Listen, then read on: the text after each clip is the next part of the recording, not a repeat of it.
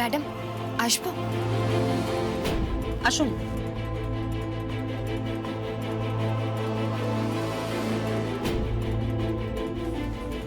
বসুন। ম্যাডাম আপনি মাকে আনতে বলেছিলেন না, আমার মা সবিতা দাস।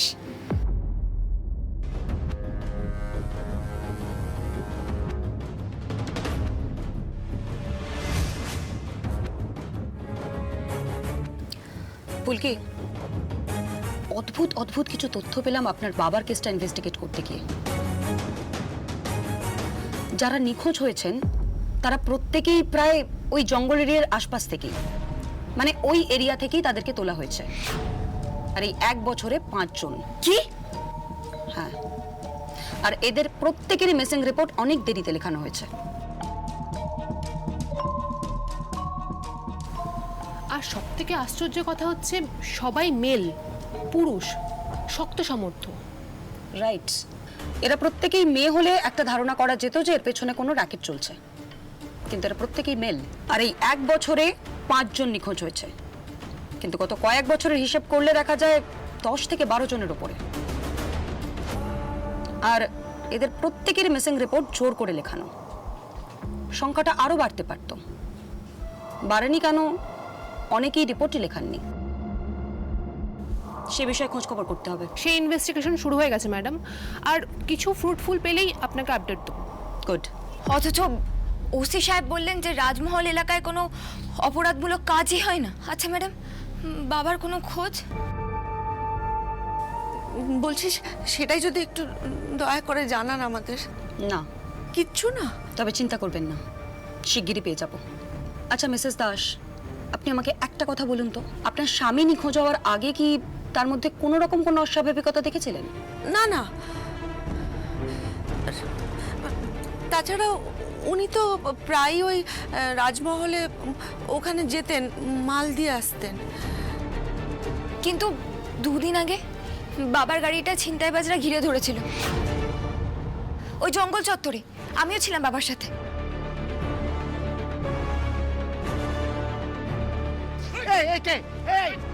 বাবা লুটপাটের চেষ্টায় ছিল, আমার কাছে খুব মারও খেয়েছিল। তাহলে কি ছিনতাই করতে আসেনি ওরা? অপহরণের চেষ্টা ছিল? হ্যাঁ হ্যাঁ ম্যাডাম, হতে তো পারে বলুন, আমি কিন্তু ওদের মুখগুলো ঠিক করে দেখিনি। হতেই পারে, অস্বাভাবিক কিছু নয়। আচ্ছা ম্যাডাম, আমি আপনাকে আরও একবার রিকোয়েস্ট করছি, একটু মনে করে দেখুন না, এরকম কোনো ঘটনা যেটাতে আপনার খটকা লাগতে পারে। মানে আপনি আপনার হাজব্যান্ডকে অচেনা কারোর সঙ্গে কথা বলতে বা ফোনে কারোর সাথে কথা বলতে শুনেছেন কখনো? কোনো এমন কিছু যেটাতে আপনার অস্বাভাবিক লেগেছে? একটু প্লিজ মনে করে দেখুন না। না। কিছু মনে করবেন না, জিজ্ঞেস করছি, নেশা ভাঙ কিছু করতেন? না না ম্যাডাম, বেশ কিছুদিন হলো আমার বাবা ওসব ছেড়ে দিয়েছিল। কতদিন পর আমাকে নিয়ে বেড়াতে বেরিয়েছিল। আমাকে বলল, তুই আমার মেয়ে, ঠিক সেই ছোট্টবেলার মতো। তুই তো আমার মেয়ে রে, এমনি এত লড়াই লড়িস? ম্যাডাম, বাবাকে যে করেই হোক খুঁজে বের করতে হবে, যে করেই হোক। আমি আমার বাবার কিচ্ছু হতে দেবো না, কিচ্ছু না। যেই বাবাকে আমি এতদিন ধরে দেখতে চাইছিলাম, মা কালী শেষমেশ সেই বাবাকে আমার কাছে ফিরিয়ে দিল। আর তখনই সে নিখোঁজ হয়ে গেল, তখনই।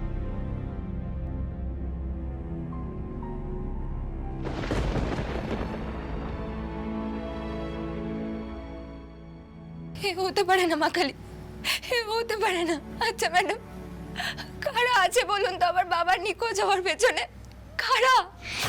রানীমা যে কেসটা নিয়ে আপনাকে জঙ্গলপাড়ার থানায় নিয়ে গেছিলেন, সেটা নিয়ে আর মাথা ঘামাবেন না। আচ্ছা, এটা কি আপনার রানীমায়ের হুকুম নাকি আপনি অন্য কেউ বলছেন? ক্লিয়ারলি বলুন তো। যা বলা হলো সেটা মাথায় রাখবেন। যারা আছে তাদের সাহসটা অনেকটাই বেশি। আচ্ছা ফুলকি, শিবু এই নামটা শুনেছেন কখনো আপনার বাবার মুখে? না, কেন বলুন তো? আপনার বাবার মতন আরো যারা নিখোঁজ হয়েছেন তাদের পেছনে কে আছে সেটা হয়তো স্পষ্ট নয়, কিন্তু একটা নাম বারবার উঠে আসছে, সেটা হলো শিবু গুন্ডা। না না, আমরা কিন্তু শুনিনি। এবার শুনবো, আর জানবো।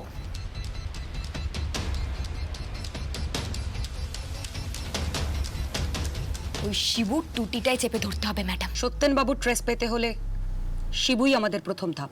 যেখান থেকেই হোক শিবুকে খুঁজে বের করব। ওর পেট থেকে কথা বের করে বাবাকে উদ্ধার করব। তার আগে অবধি ফুলকি দাস থামবে না।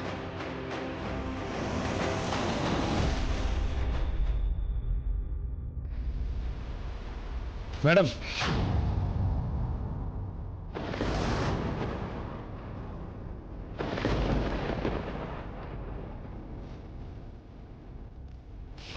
বাবা, কি সৌভাগ্য আমার, হ্যাঁ? লাবণ্য ম্যাডাম সশরীরে আমাকে দেখতে এসছেন, তো বিশ্বাসই হচ্ছে না। ম্যাডাম, একটা চিমটি কাটুন না প্লিজ, প্লিজ প্লিজ একটা চিমটি কাটুন, কাটুন।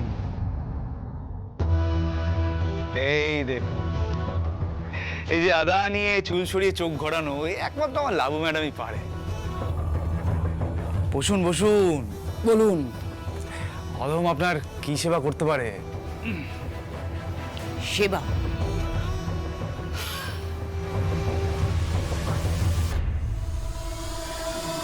আমার জন্য সেটুকু করার অধিকারও তুমি অনেক দিন আগে হারিয়েছো রুদ্র। আচ্ছা আচ্ছা, তো ম্যাডামের হঠাৎ আমার কাছে আগমন কি জন্য?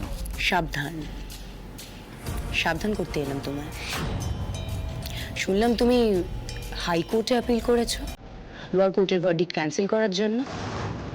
এটাও শুনলাম বড় উকিল হায়ার করেছো। কানে এসেছে সবই?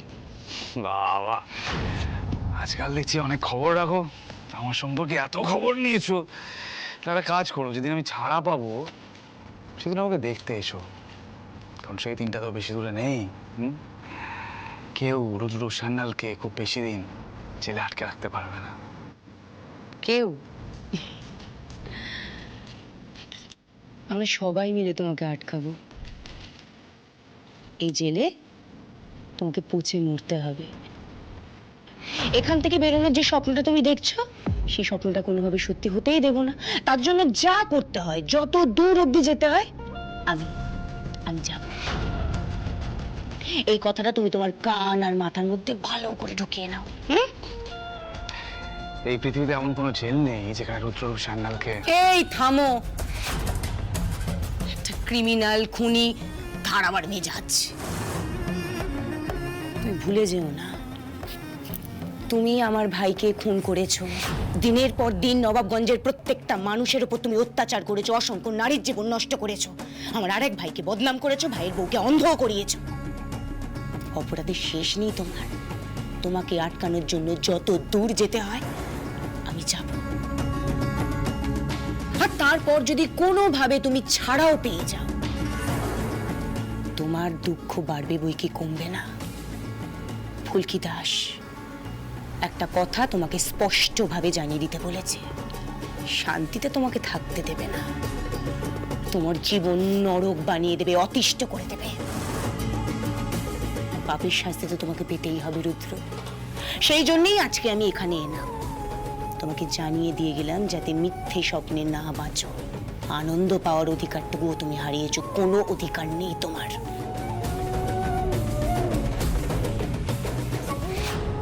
চিমটি নয় রুদ্র, বসালে কামড় বসাবো, মারণ কামড়। ভয় পাও, নিজের চুল ছেড়ো, কিন্তু ভুলেও খুশি হই না। চলি। পারবে না, তোমরা কেউ কিছু করতে পারবে না। না পারবে অতিষ্ঠ করতে, না পারবে আটকে রাখতে, না তুমি না তোমার প্যারের ফুলকি দাস, কেউ কিচ্ছু করতে পারবে না। বড় বড় বুলি, তাই না? সমস্ত বুলি খুঁজে দেব, সমস্ত বুলি। রাজমহলের ধারে পাশে তোমাকে ঘেঁষতে দেবো না ফুলকি দাস। কে কার ক্ষতি করবে, কে কার অনিষ্ট করবে, সেটা সময় বলবে। শেষ করে দেবো, শেষ করে দেবো, জানে মেরে দেবো সবাইকে। শুধু একবার আমাকে এই নরক থেকে বেরোতে দাও, সবকে শেষ করে দেবো। এবার রানীমা। দিদি, রানীমার শাড়িটা তুমি কেনো বরং, আমি আবার কি বাঁচতে কি বাঁচবো, এক কেলেঙ্কারি কাণ্ড। মা, তুমিও পারো মা। এখন নমস্কারী শাড়ির হিসেব করে কি হবে বলো তো মা? কিন্তু ধানু, তোর হবু শ্বশুরবাড়ির লোকজন কি এত অপেক্ষা করতে রাজি হবে? জেঠিমণি ফুলকির এই অবস্থা, বাবাকে পাওয়ার জন্য ও হন্যে হয়ে ঘুরছে চারদিকে। ও মা, ফুলকির এই অবস্থায় আমাদের এ বাড়িতে বিয়ের আয়োজন করা ঠিক হবে না গো, আমার ভালো লাগছে না মা। কিন্তু ফুলকি তো নিজেই জোর করছে, ও তো বলছে বারবার বিয়ের আয়োজন না থামাতে। আমি তো দাদাকে বলছিলামই রে। কোনোভাবে বিয়ে থামানো বা পেছানো যাবে না। ফুলকি, আঙ্কেলকে খুঁজে পাওয়া যাচ্ছে না। ধানু দিদি, আমার তো ওখানকার আইপিএস ম্যাডামের সঙ্গে কথা হলো। ওনারা বলেছে কিছু সূত্র পাওয়া গেছে, ওনারা ঠিক বাবাকে খুঁজে বের করবে। কিন্তু তার জন্য এত বড় শুভ কাজ, তোমার বিয়ে, সেটা তো পেছনে যায় না বলো? তোমার হবু শ্বশুরবাড়ির লোকজন কি ভাববে? কিন্তু ফুলকি, তুমি তো পার্টিসিপেট করতে পারবে না আমার বিয়েতে। আমার ভালো লাগছে না ফুলকি, আগে আঙ্কেলকে খুঁজে পাওয়া যাক, তারপরে একটা বিয়ে। ভালো দিন যখন পাওয়া গেছে তখন বিয়েটা পেছানোর কোনো দরকার নেই রে মা। সেই তো, মঙ্গল অমঙ্গল বলেও তো একটা বিষয় আছে। কি বলিস মেজো বউ? হ্যাঁ, সেটা যেমন সত্যি, আবার এটাও তো ঠিক যে ফুলকি না থাকলে ধানুর মনটা খারাপ হয়ে যাবে। আমি কি কাউকে মন খারাপ করে থাকতে দেবো নাকি? আমার বাবাকে পুলিশ ঠিক খুঁজে বের করবে। আচ্ছা তোমরা বলো তো তাড়াতাড়ি, আমাকে কি কাজ করতে হবে? আমি তো সম্পর্কে ধানু দিদির আবার বৌদি হয়, আমার অনেক অনেক দেখতে দেখ, বলে ফেলো কি কাজ করতে হবে তাড়াতাড়ি। ওরে আমাদের ফাঁকা গিন্নি রে, উনি নাকি আমার বৌদি হয়েছে। শোনো, আমরা নমস্কারীর হিসেব আনতে একবার রাজবাড়ি যাব, তারপর কেনাকাটা হবে। তখন কিন্তু তোমাদের লাগবে। মা, আমি এখনই তোমাদের সঙ্গে যাই, সুবিধা হবে। আমিও যাবো। চলো, চল মেজো বউ।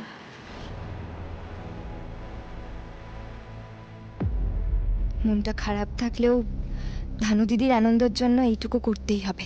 আর রাজবাড়িতে গেলে বড় রানীমার সঙ্গেও একবার দেখা করে আসতে পারবো। কেন জানি মনে হয় বারবার যে উনি আমার বহু দিনের চেনা। আজ একটু আমসত্ব নিয়ে যাব, হ্যাঁ ভালো হবে। কি গো ধানু দিদি, চিঠি টিঠি দেবে নাকি?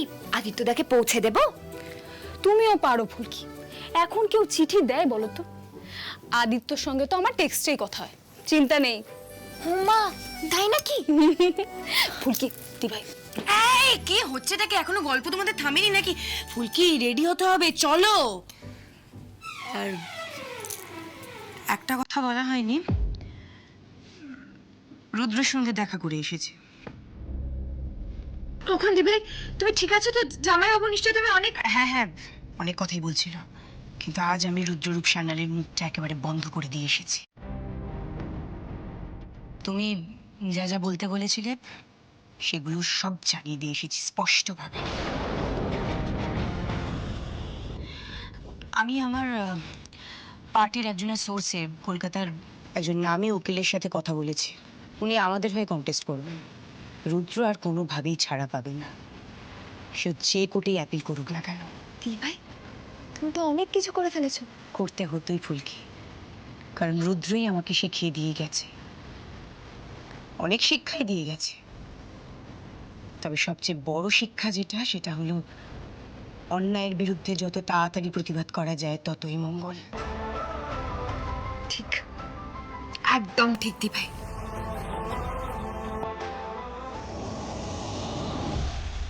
আরে আসুন আসুন আসুন আসুন, প্লিজ আসুন।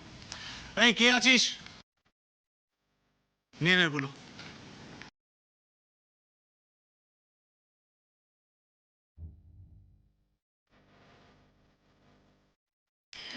অসময়ে এসে বিব্রত করে ফেললাম না তো আপনাদের? আরে না না না, আমি তো সব সময় ফ্রি, ঝাড়া হাত পা। এই কি দাঁড়িয়ে রয়েছেন কেন? বসুন, আগে বসুন বসুন বসু।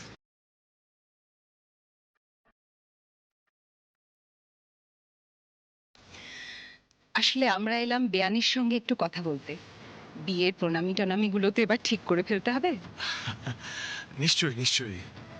আসলে বৌদির জন্য না, ওর মনটা খুব খারাপ রয়েছে, বোঝেনি তো? বৌদি তো স্বাভাবিক নয়, খাচ্ছেন না দুদিন ধরে। ওই ডাক্তার এসছেন, ওইখানেই রয়েছে আর কি ও। এ হে, তবে তো আমরা ভুল দিনে এসে পড়লাম। না না আন্টি, ভুল দিনে কেন হবে? এসো বাবা, তুমিও বসবে, এসো। হ্যাঁ, আপনারা বসুন না। হ্যাঁ হ্যাঁ, প্লিজ প্লিজ।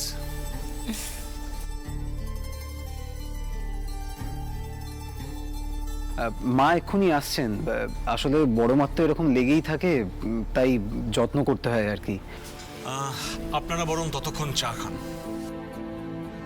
একবার দেখা করা যাবে কিনা জিজ্ঞেস করব, নাকি কোনো ফাঁকে গিয়ে ঢুম মেরে আসবো?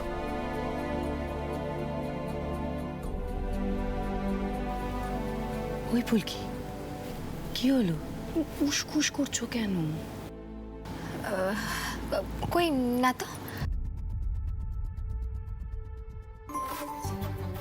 বলছি, একবার বড় রানীর সাথে দেখা করা যাবে? না,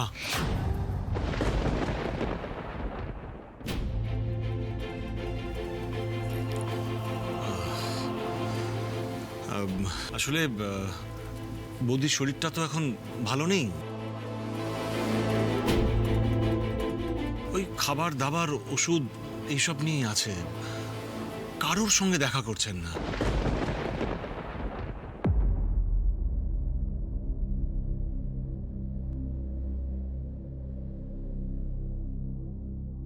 এই বাবা, ইরে বুঝতে পারিনি একদম। গায়ে কি করে চা পড়ে গেল কে কে জানে। বলছি, আমাকে না একবার বাথরুম যেতে হবে। হ্যাঁ নিশ্চয়ই, এসো না। না না আদিত্য দা, আগের দিন তো এসেছিলাম, আমি চিনে গিয়েছি, আমি যেতে পারবো, তোমাকে আর যেতে হবে না আমার সাথে।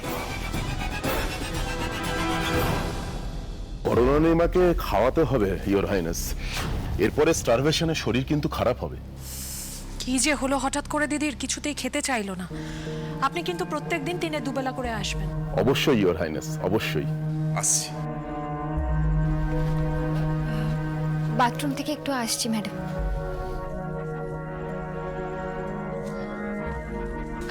আপনারা উঠবেন না, দয়া করে বসুন বসুন।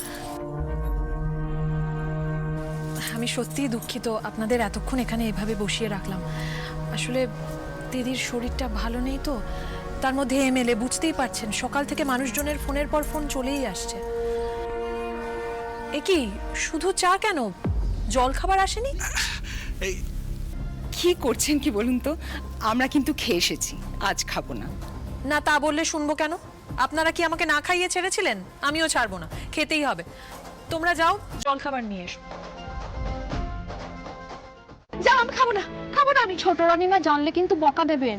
খেয়ে নিন রানীমা। বলছি তো আমার খাবার ইচ্ছে নেই, তোমরা যাও না এখান থেকে, যাও। তোমার বুঝি খেতে ইচ্ছে করছে না?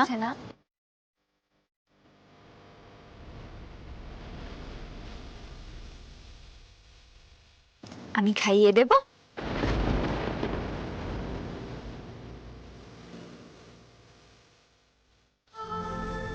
আমি তোমার জন্য আমসত্ত্ব এনেছি, খাবে? আমসত্ত্ব কিন্তু দুধ দিয়ে মেখে খেতে দারুণ লাগে। তাই? কই গো, দাও দাও। এই যে।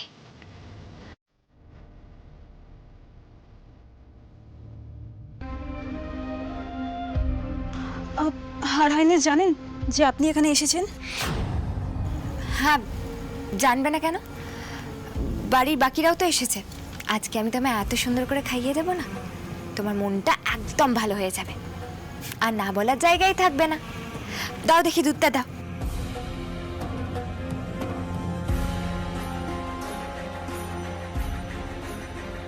এই এই তুমি তুমি কে গো? হ্যাঁ, আমি কে? এই রে,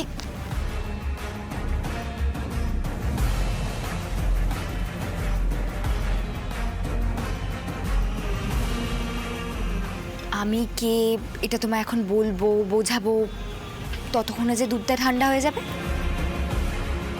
তখন যে খাওয়ার মজাটাই মাটি হয়ে যাবে, তাই না? ও তাই না? হ্যাঁ তাই তো।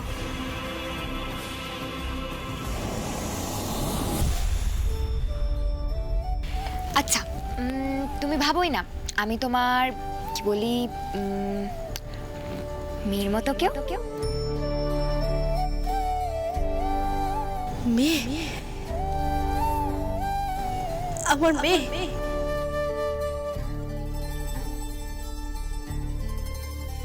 মেয়ে? হ্যাঁ মেয়ে।